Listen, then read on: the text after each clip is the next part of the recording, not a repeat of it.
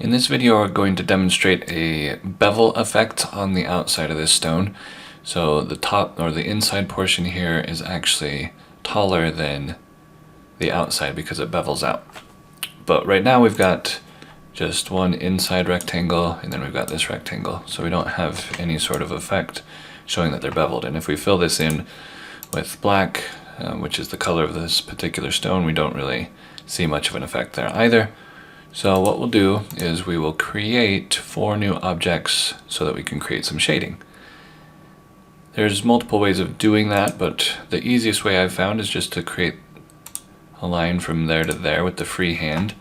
We'll do that for each corner. So we'll click, lift our mouse button, or let go of the mouse button, and then click again, and that's going to create 4 straight line segments. From there we can click on the Smart Fill tool. If you don't see it, it's nested under the Interactive Fill tool, so we'll click on Smart Fill, and we're just going to click inside each of these different areas there, and that will then create a new object that will give us the fill that we want. We don't need the lines that we created to begin with anymore, so we'll just select around and delete those. I know they're there, so I'll just hit delete. This inside object, we really don't need that one anymore either, so we can click on that and delete it.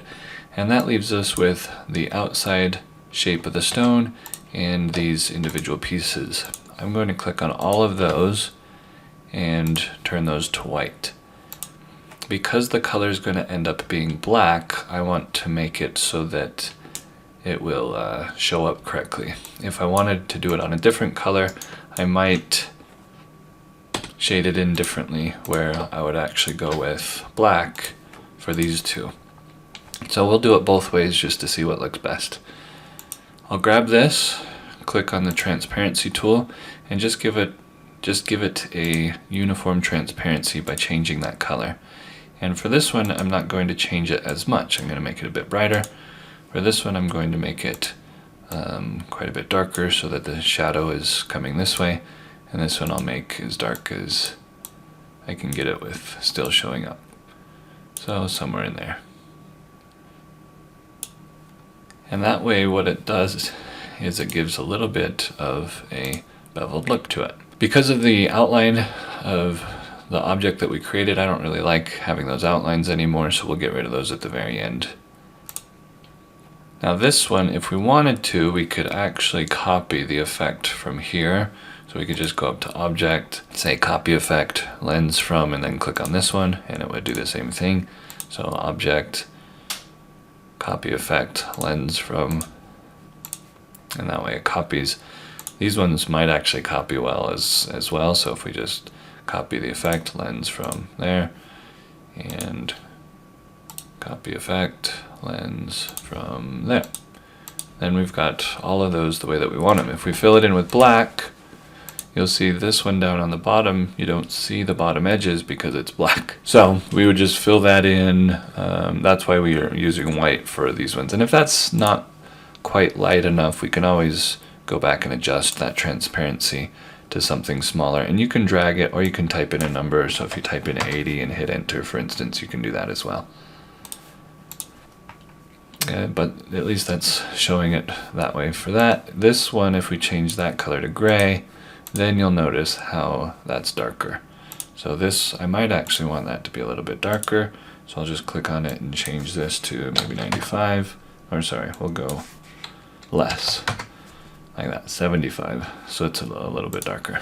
And same thing for this one, it's at 89, so maybe 80.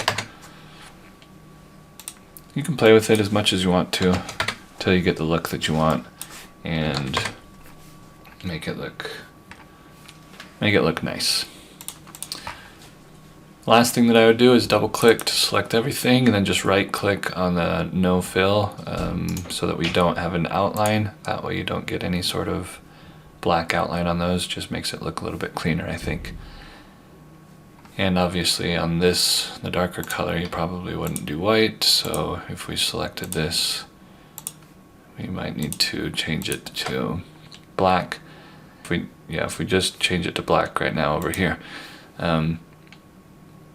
it will likely remember that it was filled in with white before because we've already applied fills. So if I change these fills, you'll see how it goes back to being white. So I will undo that and just grab all of these. Now that they're black, I want to come up here and say forget fills. That way it forgets that it had the white fill in it before. And now when I fill it in, it should stay black.